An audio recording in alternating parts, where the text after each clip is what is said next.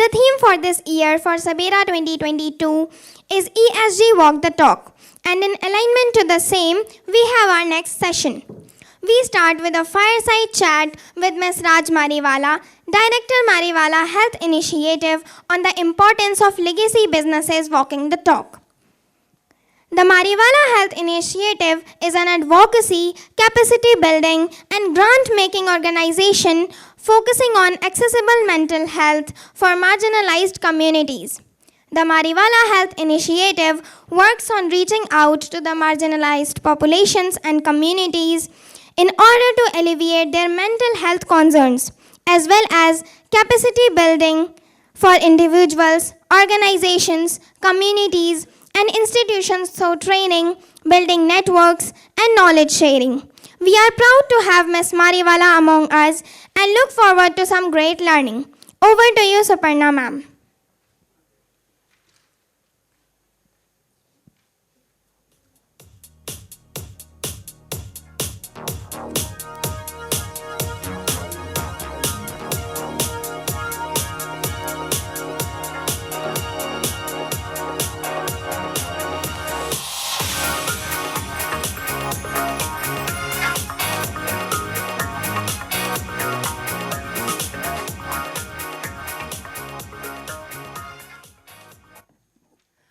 Thank you so much first, Raj, for doing this for us, for being here, flying in specially from Mumbai to being a part of this motley group of people that is here representing all sections of society. Thank you so much for having me. And I'm very glad to be here. Motley groups, best groups. You know what? Palak has obviously introduced you formally, but I really would like to get to know you as an individual. You know, one would imagine, like I said, for somebody who was born into the Marico Industries group as a legacy heir, you would have done your education in economics and the works, MBA, etc., etc., etc. You would be right in that assumption. Well, you didn't, is it?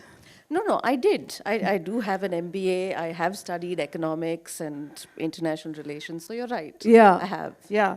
So what is it that, you know, kind of, what was the trigger for you to have taken a completely, you know, off-beaten path, not something, you know, I know a lot of legacy businesses would also like to get into philanthropy, but you as an individual at that point in time, you did not envisage yourself to be, you know, that high-flying woman, you know, taking control of the business.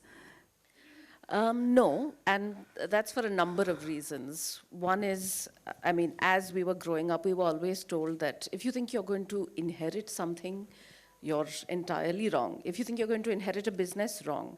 If you think you're going to inherit money and not have to do anything for your life, wrong. So that's the starting point. Of course, because as most Indian parents, they said, you want to study writing, you can't. You want to become a veterinarian, you can't.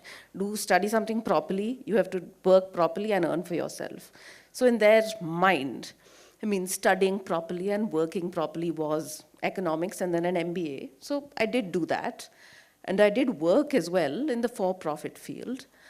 But one, my heart wasn't there. Two, I think that's what helped me actually focus on mental health. Because it came a time in my life when I live with a mental health condition. I take psychiatric medication for it. And I think that's what caused the shift to philanthropy, because someone like me, I have all the privileges in the world. Yes, I can afford therapy. Yes, I can afford psychiatrists and all the pills. But until and unless I made a life change, this was going to jail me for the rest of my life. And that's one of the important aspects of mental health. It's not just talk therapy and psychiatry. There are things that need to be changed in your life, and I have the privilege to do so. I had the language to get to all these professionals, but I also had other privileges, which many other people in this country, and abroad for that matter, don't have. Hence the shift, in short. But I think we've skipped one step. In between, when I was doing my research, I was like this lady who could have everything in the world, right? While, okay, not following the footsteps that the family had wanted you to do, but taking something completely different in terms of dog training. How did that come about? So, I mean, I think, again, philosophically, there's a lot of talk about politics and dynasties. If we don't want it in politics, then why do we want it in our business? There's talk about merit. Is there merit in dynasties in business? So 2 points there. I think my other point comes from like a very strong conviction that unfortunately labor is not given the respect that it should be in this country. And of course, dogs, because I have always loved animals. When I was growing up, there was no other career path but to be a veterinarian. I volunteered in animal hospitals actually when I was much younger, and I realized I couldn't take death of animals quite as well. And there came a point in my life where I happened to adopt a stray puppy. Her mother and the rest of her brothers and sisters had been killed by some people on the road. She was being tortured. I adopted her and I realized this was no normal dog. I've had dogs all of my life. And so in an effort to teach her to trust humans, I decided to take a few courses. I found my mentor, who is India's first female dog trainer and one of the best female dog trainers in the world, I would say, but definitely in Asia. And she taught me how to deal with this dog. And she just suggested to me one day, you've learned how to do this. Why don't you practice on the weekends? And so I did start my own practice on the weekends. And slowly it took over all 7 days of the week. And I still very much remain a practicing trainer and behaviorist. And then there was one photograph that popped up when I was doing my research, and I was so awe-inspired by that photograph. Can we show that photograph here, please? A wolf, and such trust, an animal showing such trust with a human, and the human being completely unafraid of an animal like a wolf. What's the story here? So, well, I don't want to get very technical, but of course, dogs are connected to wolves. And I'm very clear about updating my learning, whether it comes to mental health or feline or canine behavior or dog training. So at one point in my dog training career, I said, let me go and spend some time with wolves. It hones your observation skills. It teaches you a lot about building trust with a species that has a far quicker hair trigger reaction than a dog. And so I did go to this wolf sanctuary in the US where they rescue wolves who are either being hunted or who are lost or who have been bred in captivity. And they're kept in 3-acre enclosures. So I had a job to help socialize the wolf to be okay around humans. And wolves, I mean, I received a forward a few months ago, maybe last year. One would never imagine an animal, if introduced into the environment where they were not existing before, can actually help rebuild the entire ecosystem there. Case in point being the Yellowstone National Park in the US. Did you go there? I did not go there. I went to a wolf sanctuary in Idaho, but you are absolutely right. The wolf as a species is what is known as a keystone species. So if the wolf exists, it helps other flora and fauna exists. Their natural prey, such as deer, will not overpopulate, so will not kill different fish and green stuff in streams. That means fish will flourish. That means other birds and such who eat those fish will also flourish. So that's an example, and I do see interlinkages between actually working with dogs and humans and some of the problems that we are facing in society today, such as, say, for example, garbage dumps all over the place. Right, right. So it's essentially with, you know, everything in balance and how the entire species, the entire ecosystem actually depends on each other. And while wolves hunt only the weak or the older, and that's the reason why they can maintain the population of the prey. And also, since they maintain that population, then the vegetation is maintained, and the water streams, and the birds, and all of that. And, Exactly. and I think women need to learn from that of not over-capitalizing or over-monopolizing or focusing only on one aspect, right? Absolutely. So in that sense, if you look at it, wolves are actually known for being very inefficient hunters. They're not great at hunting. That's why they kill the weak and the old prey. Cats, who are extremely efficient hunters and kill for the fun of it, are responsible for wiping out species. So that's what happens if you take a very simplistic approach to efficiency or independence or how cool something is. It's important to look at interdependence.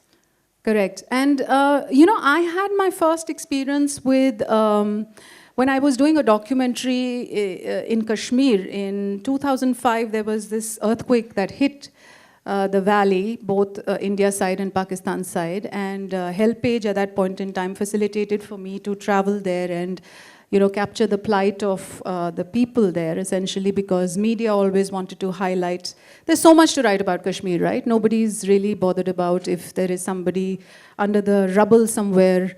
And I met with families. We trekked there since the roads were completely broken and everything. And I met with families where, if you would look at the woman, she said she's 30 years old, but she looked like a good 60 years old. She had young children, 4, 5, 6 children, and she had no clue whether her husband was alive or dead, and the family had thrown her out of the house. And it was very evident that she was suffering from, post-traumatic distress and disorder. And when I broached the subject with the ministers there, and they said, no, we can give them relief, but I don't think counseling or something like that is necessary. And they would, so it was almost like they don't want to do it. It was almost like they felt that it is not necessary, and something like this really is not.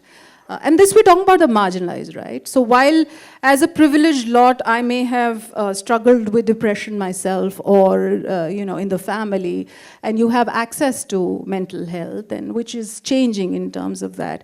But specifically with the marginalized, I think that is a unique path for you to have taken. And now I think you are supporting, 33 NGOs across 22 states? Yes, we are supporting, 33 projects across 22 states, and we work with a range of communities: farmers, victims of violence, persons who live in the Northeast, we have youth, we have LGBTQ community, so we work with a wide range of people.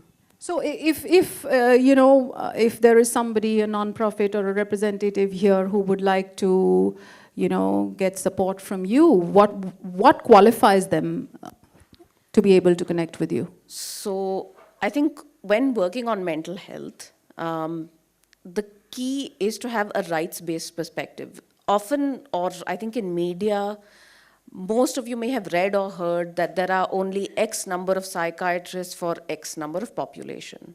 Now that's called the treatment gap. And in India, the treatment gap is 90%. Now the UK has as many psychiatrists as India does, and the population difference. They also have a treatment gap. US has as many psychiatrists as the whole world combined. They also have a treatment gap.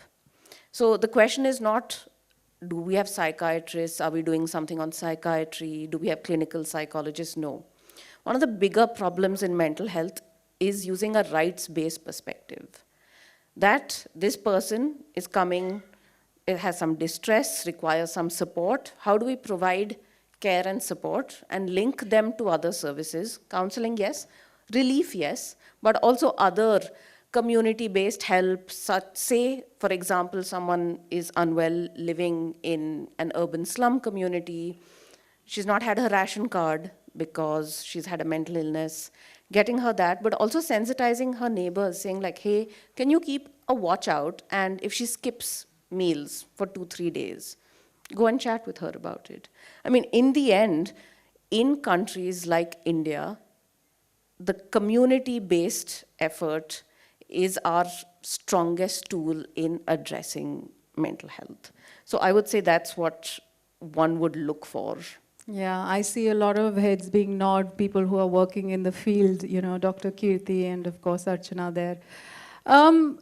You know, I would imagine, I can't imagine really, how difficult or a daunting task this would be, considering that as it is, I think mental health is a huge stigma. I mean, you are talking about it openly. You're talking about your personal experience through it, and that is what is required, really. But when the elite shy away from talking about it, how can you imagine a marginalized woman or a community to talk about that? Absolutely, and that is the problem with mental health, that the stigma is worse than the condition itself. Because what happens once you have that condition, or once you are marked as someone who's mentally ill? You may not get the right to vote. You may not get the right to marry. You may actually be put into a mental health institution against your wishes. You may be kicked out of your job or may never be able to get a job in the first place. So you are systematically kicked out of all spheres of life, and that's really what the stigma is. Yes, interpersonally, sure, it exists and more people should talk about it, but it is also embedded in each and every structure all the way to our voting rights. So that's why I say, when it comes to stigma, yes, we need to talk about it, and it has to come alongside talking about a range of rights, especially civil rights, for those with mental illnesses. So, I am working with menstrual hygiene for many years now.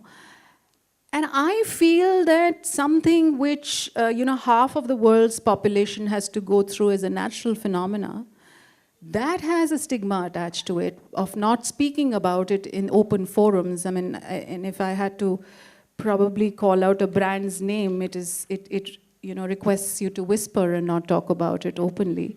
So, I mean, to have to deal with something like that on a natural biological process, I mean, it's a huge, I sometimes feel that I'm doing my bit, but I don't know how far that can go, but it's personally very fulfilling for me, and that's the reason why I do it.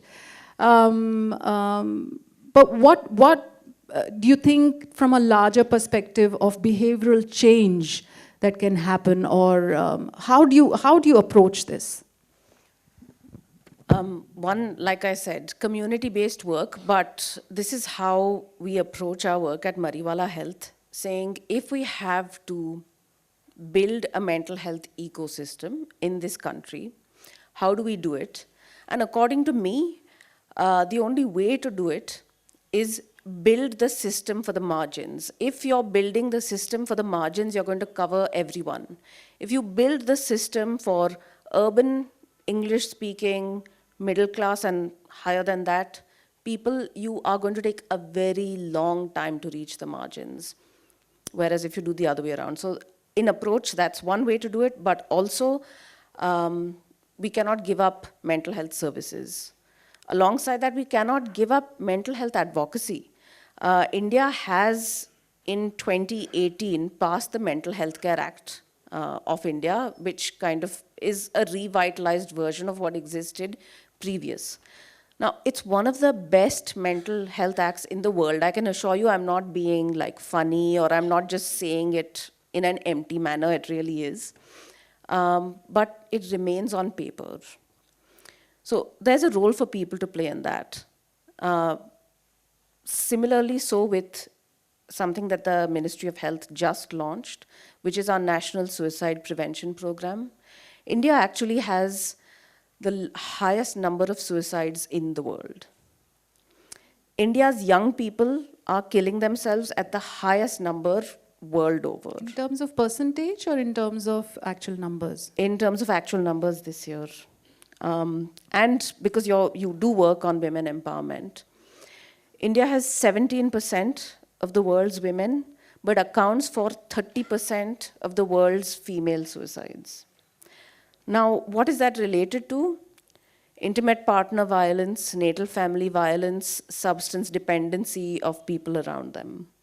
So there's a lot to be done in mental health in that sense, and both need to be done: policy, advocacy, and of course, mental health services.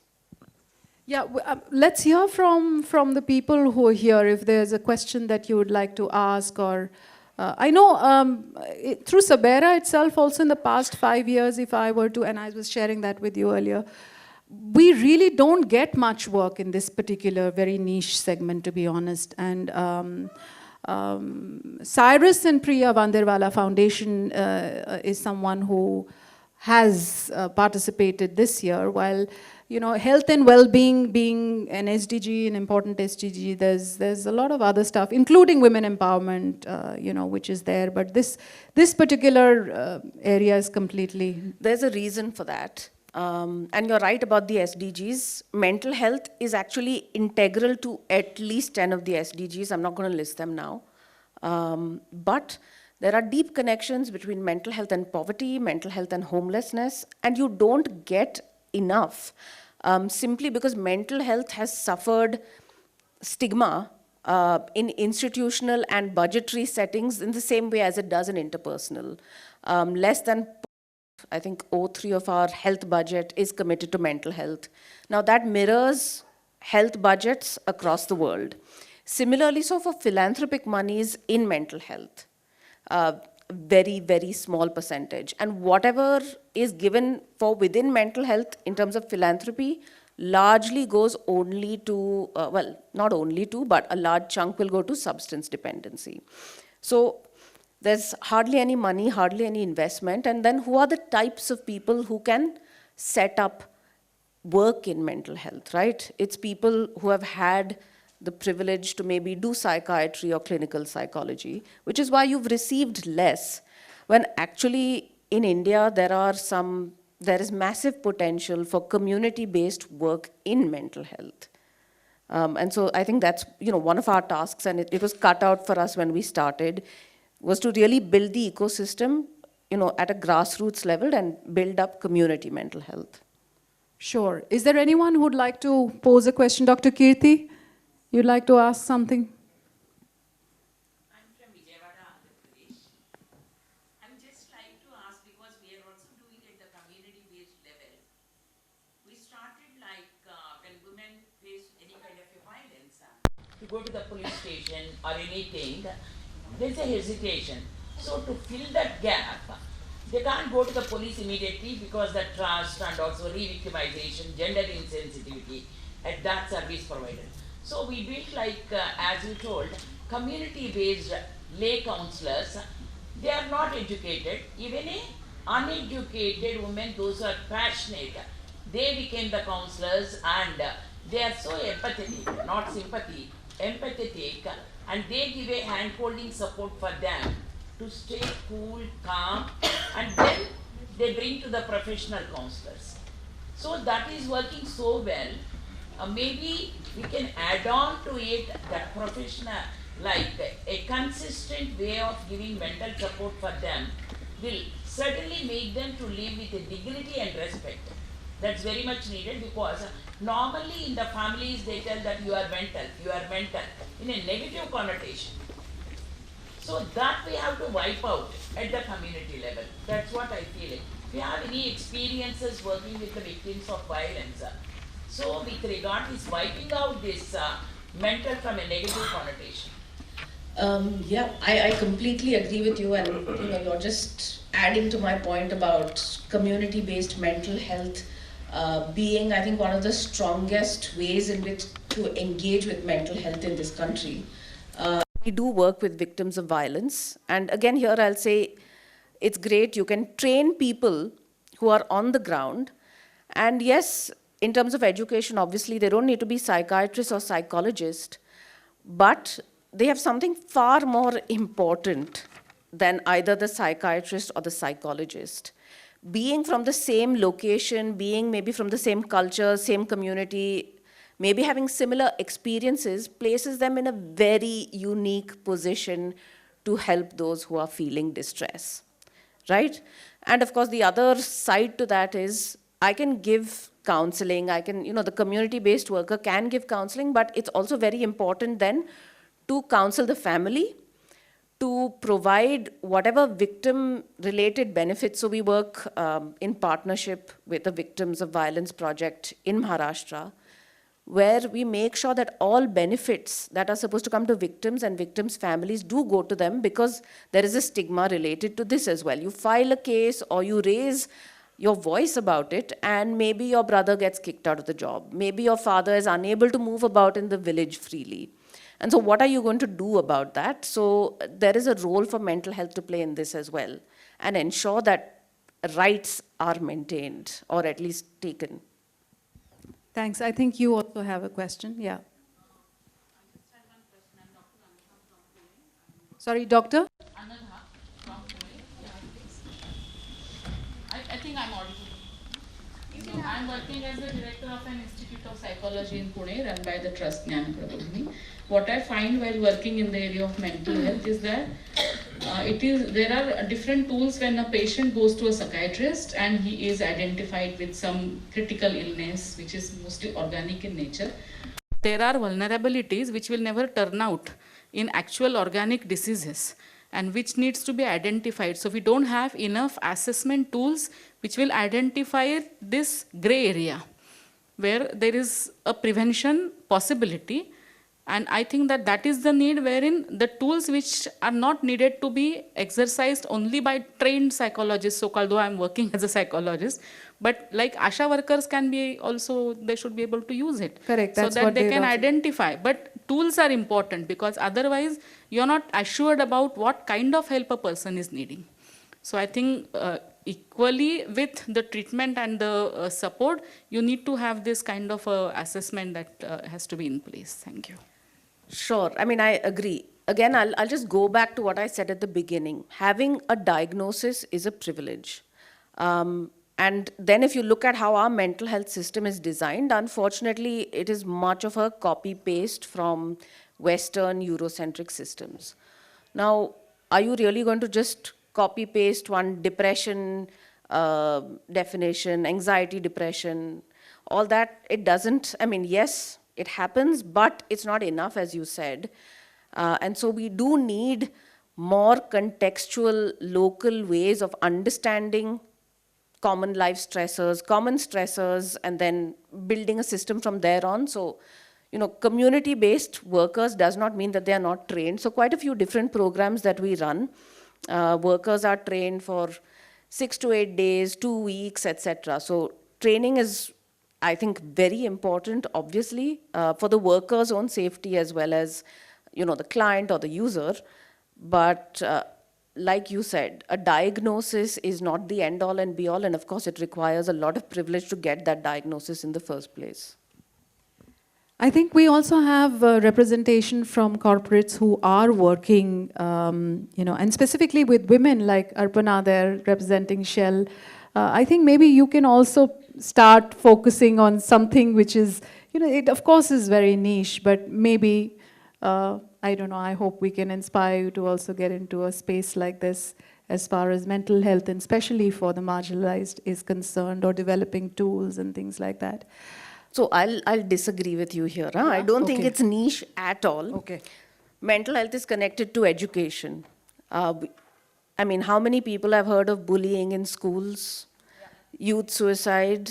A lot of, I mean, the psychologists in this room will tell you that the likelihood of developing mental illnesses happens around 14 or so, right? So there is role for our schools. How many of you in this room work on education? And if you work on education, why is there not a mental health component in your work? If you're working on, say, for example, livelihoods, the likelihood of you developing a mental illness after a job loss is at least 5 times higher. Those of you who work on housing and shelter issues, homelessness means that it raises your risk of having schizophrenia by at least 3 times. So I'm not saying build whole mental health programs. I'm saying your program will be more effective if you include a mental health component. And here's the shocker. Those who have mental illnesses die 15 to 20 years earlier than the general population. Do they die of the mental illness? No. They die because their physical illness has gone unnoticed and untreated. So even within the field of physical health, people are not including a mental health component. So I'm saying that it's not niche. I'm saying that mental health actually touches everything, including climate change, disasters, etc. I understand. I hear you. In fact, I'd want to point out Vinay now. Vinay, who has been running this non-profit Dance Out of Poverty, and some of the children are going to be performing here. I think you would have also had to deal with issues when working with children in slums, and getting them actually into, creatively involved with dancing and away from drug abuse and whatever else that comes along with it.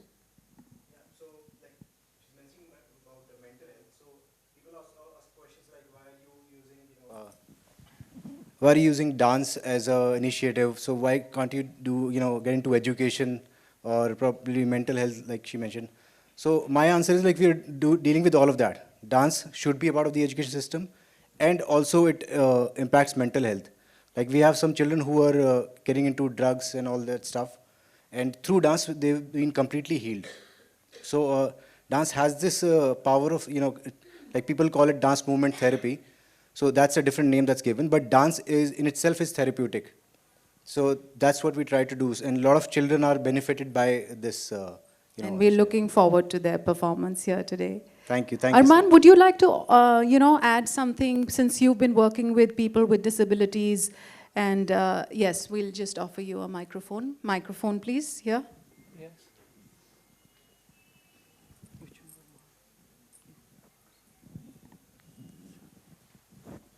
Thanks, Suparna. I think fantastic, Raj. It's so rare that people talk about advocacy and rights when it comes to disabilities. And it's so important to recognize the fact that acts of discrimination causes stress. Stress leads to mental health issues. And until and unless we internalize this in all our work, I mean, we work for people with disabilities. We are a hardcore disability rights organization, NCP, EDP. It's very difficult to, one, find support to do what you do, and also find difficult at times to talk about your work also in public sometimes, to defend for rights of people, and not look at disability as a afterthought. And there's so much stigma around disability itself and then mental health issues. I think it's a very challenging, and because it is invisible, it is taken for granted everywhere, and I think hats off to what Mariwala Foundation is doing and you yourself. I think there's a need to collaborate, form a larger coalition of people and work together with the government and other stakeholders. I think one of the biggest challenges to do is to do away with the stigma, this ability of people to come and express about their anxiety, about what they're going through. That window needs to be created to start with. We'll deal with the psychiatrists as we go along. Yes, and within your institution also you're working towards advocacy, to mainstreaming persons with disabilities. Do you also would be experiencing, mental stress or dealing with that with the people that you're supporting? Large network of organizations that we work with, and our partners do exist who are focused on mental health issues. So we're trying to bring everybody together. We have a cross-disability approach. We don't look at one particular kind of disability and work for that section for their needs. The strength is that that we bring everybody together, and when we talk with the government, when we take our needs, the perspective of all disability, whether visible or invisible, psychosocial or intellectual and so on, everybody has to be on board. It is indeed stressful, but I also believe the strength of wolf is in its pack. Correct. I guess we're circling back on that, and it's time to probably wrap up. Oh, you have a question? Maybe we can take one more question. Did you also have a question there in the corner? No, okay. Yes.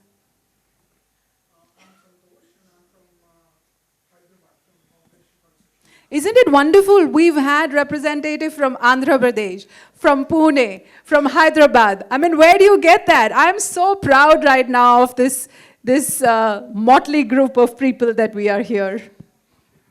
Hi, Raj. I mean, the points that you have raised are so very important that we deal with day in and day out. We actually run a chain of human milk banks and breastfeeding counseling centers and kangaroo mother care centers. So what we see is when the mother has delivered, she's actually very, very delicate. And we see that there's so much stress. Sometimes the husband is not around, and we deal with public hospitals where husbands are not allowed to stay beside the mother during delivery. Probably the mother-in-law might not be treating her well, or she's in a different kind of a mindset. She's so stressed up. And when she's stressed up, she cannot lactate. And she cannot breastfeed. And when she cannot breastfeed, she's even more stressed up. And it's a vicious cycle. So I think the lactation counselor's role in terms of psychological counseling is so important. So it's not about physical aspects, it's more about mental aspects. So it's so delicate. We all know the hormonal system of all the hormones that are there in this whole breastfeeding mechanism. So mental illness is key. And especially the mental illness of mothers, antenatally, prenatally, postnatally, is so very important. And I think your topic is cross-cutting.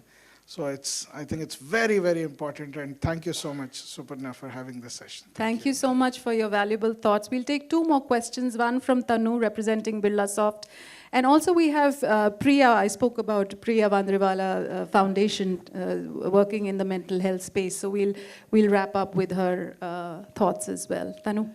Thank you, Suparnaa. I don't have a question, but I just want to bring one perspective as I was handling employee assistance program, and this is a very phenomenal program and a common program in corporates running nowadays, and particularly in COVID.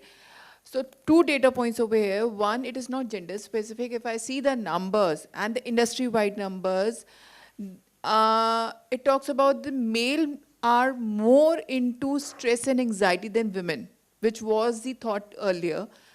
And particularly the age group, if I want to highlight, it is 25 to 30, which is more into stress.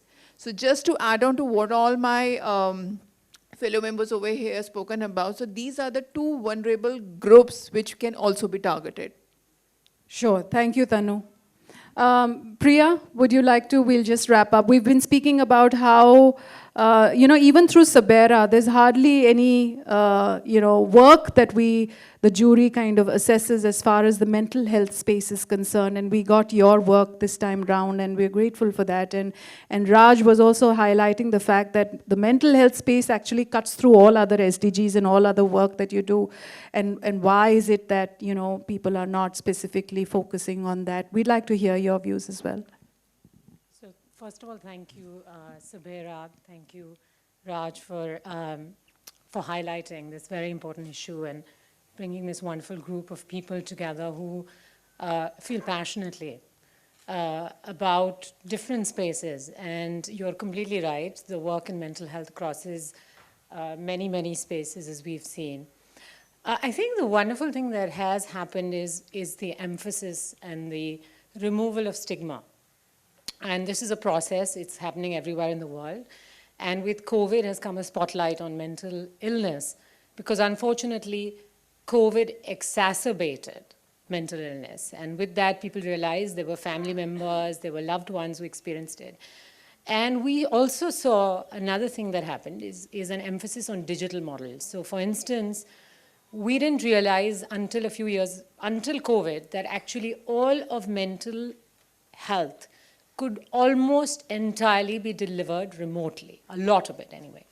And we launched our own WhatsApp service, for instance, and about 60% of people who contact us, we are a digital lifeline for them, do it through WhatsApp. They're usually younger people, they're women, they do it in places where they don't have privacy, and they access mental health workers through a digital medium. So there are lots of models that are needed to support this in mental health, and I think digital is a great way to do it in remote areas. It's great to do outreach a population that may feel more stigma. It's great to outreach a population that may be very young and may be unable to come and access face-to-face. And I think all this highlighting really helps people come forth, talk about their story, which is really the best way for people to feel that it's mental illness is an illness. It's a travesty, and we should be working hard to work with people, because a lot of it has cure, a lot of it has care, a lot of it has, there are support mechanisms at home, outside, and I think as a community we all need to work together to try and help people who are struggling. Thank you so much for your thoughts, Priya. I think we'll wrap up this session. I'm very heartened to have you here. You were wondering why is it that I have chosen you, because SABERA essentially aims to catalyze those things that are not spoken about, those things that really require that attention. I mean, doing the run-of-the-mill is all right, but look at each one of the people who is present here today. And the reason why the jury has chosen them for being what they are is essentially for what they're doing, which is that not everybody is doing that. They're focusing on something where there is a need gap, and they're fulfilling that. So thank you so much, Raj, for taking the time for being here. And Palak, sorry we made you wait. Thank you.